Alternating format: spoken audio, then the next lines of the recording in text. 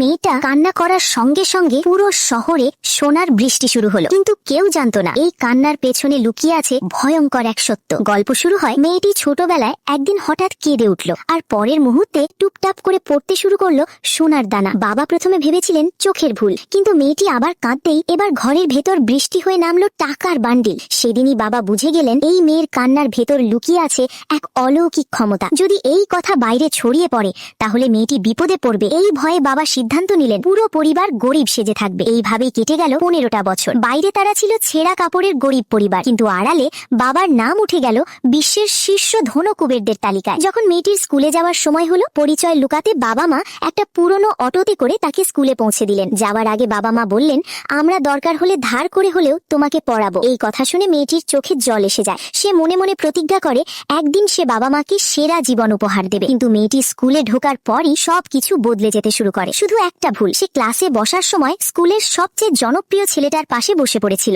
এই দৃশ্য দেখেই এক ধনী ছাত্রী ক্ষেপে ওঠে, কারণ ওই ছেলেটার সাথে ছোটবেলা থেকেই তার বিয়ের কথা ঠিক করে রাখা হয়েছে। তার চোখে মেয়েটি ছিল একটা গ্রাম থেকে আসা গরিব মেয়ে। খাবারের সময় সে দুই বান্ধবী নিয়ে ইচ্ছা করে মেয়েটির খাবার ফেলে দেয় আর হুমকি দেয় ওর কাছ থেকে দূরে থাকবি। মেয়েটি কাঁপা গলায় বলে, আমি ওর সাথে কিছুই করি নাই। কিন্তু এই কথাকেই অপমান মনে করে ধনী মেয়েটি হাত তোলে। ঠিক তখনই স্কুলের সেই জনপ্রিয় ছেলেটি এসে মেয়েটিকে আড়াল করে দাঁড়ায় আর বলে, আর একবার অন্যায় করলে আমার বাবা তোমাদের সাথে সব ব্যবসা বন্ধ করে দেবে। এই কথায় মেয়েটি এতটাই আবেগে ভেঙে পড়ে যে চোখের জল ধরে রাখতে পারে না। আর ঠিক সেই মুহূর্তে দূরে তাদের বাড়িতে সোনার দানা ঝরতে শুরু করে। মা বুঝে যান মেয়ের কিছু হয়েছে। এবার সোনার বৃষ্টি ঘরের ভেতর থেমে থাকেনি, গাড়ির ভেতর পর্যন্ত ঝরতে থাকে। অন্যদিকে স্কুলে ধনী মেয়েটি এবার সীমা ছাড়িয়ে যায়। সে একটা ছুরি এনে মেয়েটির মুখ নষ্ট করতে চায়, কিন্তু ঠিক তখনই স্কুলের চেয়ারম্যান এসে হাজির হন। তিনি রেগে গিয়ে বলেন, এটা বুলিং। কিন্তু ক্ষমতা আর টাকার জোরে ঘটনার দোষ উল্টে দেওয়া হয়। সবাই মিলে মেয়েটিকেই দোষী বানায়। শেষমেশ বলা হয় ক্ষমা না চাইলে তাকে স্কুল থেকে বের করে দেওয়া হবে। বাবা মার কথা মনে পড়ে যায় মেয়েটির। সে আর কিছু না বলে কাঁদতে কাঁদতে হাঁটু গেড়ে বসে পড়ে। আর ঠিক সেই মুহূর্তে